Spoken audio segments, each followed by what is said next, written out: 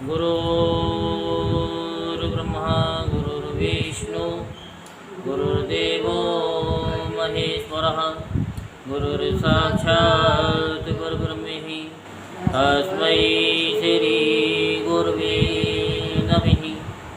ॐ गजाननं भूतगणाधिसेवितं कपितजम्बुफलचारुभक्षणम् उमासुतं शोकविनाशकारिकं नमामि विघ्नेश्वरपादपङ्कजम्। आज हम आपको श्रीमद्भागवत महापुराण के 12वें स्कंद का 13वां अध्याय सुनाते हैं।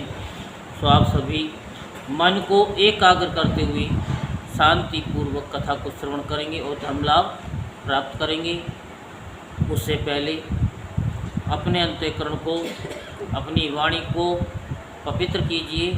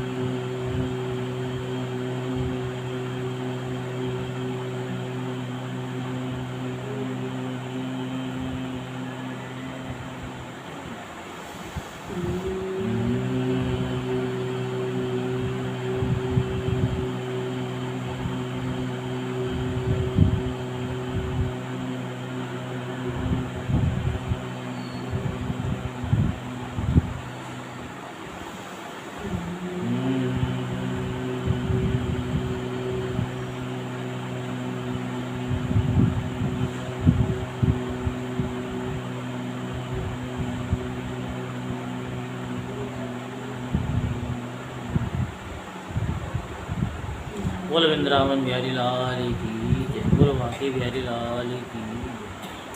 आज 12वें स्कंद का 13वां अध्याय प्रारंभ होगा। उससे पहले वही मंगलाचरण करते हैं। सच्चिदानंद रूपाय विश्वोत्पत्त्यादि तवे तापत्रे विनाशाय श्री कृष्णाय वयं नमः। आज हम आपको 12वें स्कंद का 13वां अध्याय सुनाते हैं, जिसमें विभिन्न पुराणों की श्लोक संख्या और श्रीमद् भागवत की महिमा के बारे में आपको बताएंगे। सूत जी कहते हैं कि ब्रह्मा, वरुण, इंद्र, रुद्र और मरुदगण दिव्य स्तुतियों के द्वारा जिनके गुणगान में संलग्न रहते हैं, साम संगीत के मर्मज्ञ ऋषि मुनि अंग पद क्रम एवं उपनिषदों के सहित वेदों द्वारा जिनका गान करते रहते हैं, योगी लोग ध्यान के द्वारा निश्चल एवं तल्लीन मन से जिनका भाव में दर्शन प्राप्त करते रहते हैं, किंतु ये सब करते रहने पर भी देवता दैत्य मनुष्य कोई भी जिनके वास्तविक स्वरूप को पूर्णतया न जान सका, उन स्वयं प्रकाश परमात्मा को नमस्कार है। जिस समय भगवान ने कच्छप रूप धारण किया था और उनकी पीठ पर बड़ा भारी मंदराचल मथानी की तरह घूम रहा था, उस समय मंदराचल की चट्टानों की नोक से खुजलाने के कारण भगवान को तनिक सुख मिला। वे सो गए और श्वास की गति तनिक बढ़ गई। उस समय उस श्वास वायु से जो समुद्र के जल को धक्का लगा था, उसका संस्कार आज भी उसमें शेष है। आज भी समुद्र उसी श्वास वायु के थपेड़ों के फलस्वरूप ज्वार भाटों के रूप में दिन रात चढ़ता उतरता रहता है। उसे अब तक विश्राम न मिला। भगवान की वही परम प्रभावशाली श्वास वायु आप लोगों की रक्षा करे। सोनक जी, अब पुराणों की अलग अलग श्लोक संख्या, उनका जोड़, श्रीमद् भागवत का प्रतिपाद्य विषय और उसका प्रयोजन भी सुनिए। इसके दान की पद्धति तथा दान और पाठ आदि की महिमा भी आप लोग श्रवण कीजिए। ब्रह्म पुराण में 10,000 श्लोक और पद्म पुराण में 55,000 और श्री विष्णु पुराण में 23,000 और शिव पुराण की श्लोक संख्या 24,000 है। श्रीमद् भागवत में 18,000, नारद पुराण में 25,000, मार्कंडे पुराण में 9,000 तथा अग्नि पुराण में 15,400 श्लोक हैं। भविष्य पुराण की श्लोक संख्या 14,500 है और ब्रह्मवैवर्त पुराण की 18,000 तथा लिंग पुराण में 11,000 श्लोक हैं। वराह पुराण में 24,000 और स्कंद पुराण की श्लोक संख्या 81,100 है और वामन पुराण की 10,000, कूर्म पुराण 17,000 श्लोकों का और मत्स्य पुराण 14,000 श्लोकों का है। गरुड़ पुराण में 19,000 श्लोक हैं और ब्रह्मांड पुराण में 12,000। इस प्रकार सब पुराणों की संख्या कुल मिलाकर 4 लाख होती है। उनमें श्रीमद् भागवत, जैसा कि पहले कहा जा चुका है, कि 18,000 श्लोकों का है। सोनक जी, पहल भगवान विष्णु ने अपने नाभि कमल पर स्थित एवं संसार से भयभीत ब्रह्मा पर परम करुणा करके इस पुराण को प्रकाशित किया था। इसके आदि, मध्य और अंत में वैराग्य उत्पन्न करने वाली बहुत सी कथाएं हैं। इस महापुराण में जो भगवान हरि की लीला कथाएं हैं, वे तो अमृत स्वरूप ही हैं। उनके सेवन से सत्पुरुष और देवताओं को बड़ा ही आनंद मिलता है।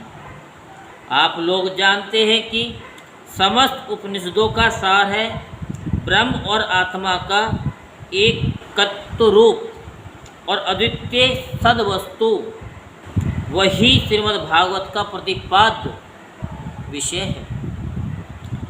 इसके निर्माण का प्रयोजन है एकमात्र केवल मोक्ष।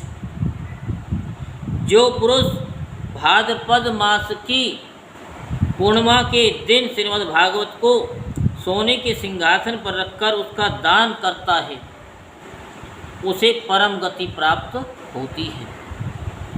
संतों की सभा में तभी तक दूसरे प्राणों की शोभा होती है जब तक सर्वश्रेष्ठ स्वयं श्रीमद् भागवत महापुराण के दर्शन नहीं होते।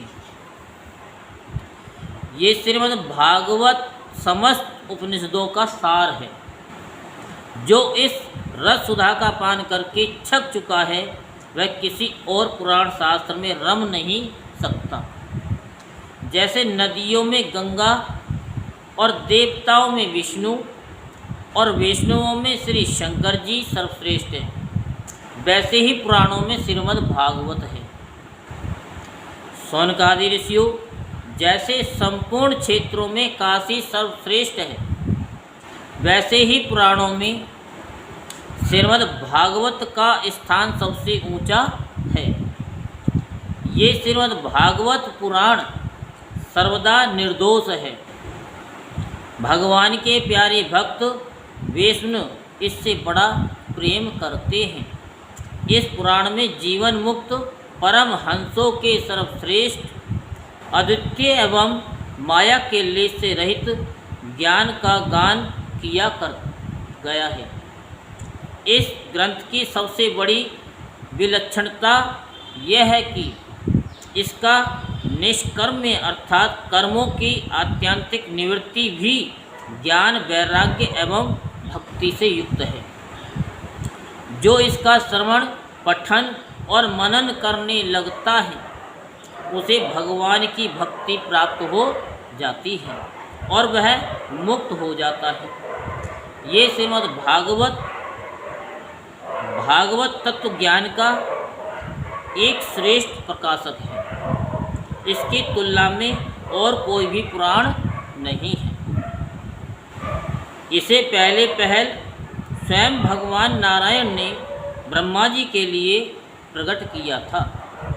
फिर उन्होंने ही ब्रह्मा जी के रूप से देव ऋषि नारद को उपदेश किया और नारद जी के रूप से भगवान श्री कृष्ण द्वैपायन व्यास को, तदंतर उन्होंने ही व्यास रूप से योगेंद्र सुखदेव जी को और सुखदेव जी के रूप से अत्यंत करुणावश राजऋषि परीक्षित को उपदेश किया। वे भगवान परम शुद्ध एवं मायामल से रहित हैं। शोक और मृत्यु उनके पास तक नहीं फटक सकते।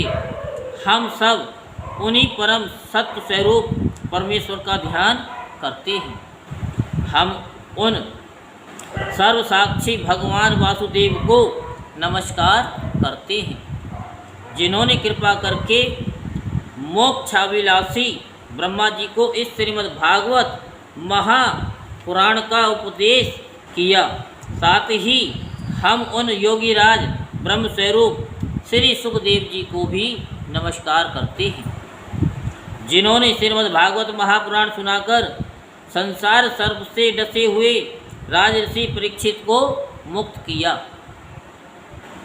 देवताओं के आराध्य देव सर्वेश्वर आप ही हमारे एकमात्र स्वामी एवं सर्वस्व हैं। अब आप ऐसी कृपा कीजिए कि बार बार जन्म ग्रहण करते रहने पर भी आपके चरण कमलों में हमारी अविचल भक्ति बनी रहे। जिन भगवान के नामों का संकीर्तन सारे पापों को सर्वदा नष्ट कर देता है और जिन भगवान के चरणों में आत्मसमर्पण उनके चरणों में प्रणित सर्वदा के लिए सब प्रकार के दुखों को शांत कर देती है, उन्हीं परम तत्व स्वरूप श्री हरि को मैं नमस्कार करता हूँ। यहीं पर श्रीमद् भागवत महापुराण के 12वें स्कंद का 13वां अध्याय संपूर्ण होता है और यहीं पर भागवत भी समापन होती है। इससे आगे आपको श्रीमद् भागवत का जो है महत्तम, जैसे हमने स्टार्टिंग में सुनाया, अब ऐसे ही आपको कुछ अध्याय में 1, 2, 3, 4 में महत्तम भी सुनाएंगे आगे। बोल वृंदावन बिहारी लाल की जय, बोल बाके बिहारी लाल की जय। जय श्री राधेश्याम, जय जय श्री राधेश्याम, जय जय श्री राधेश्याम।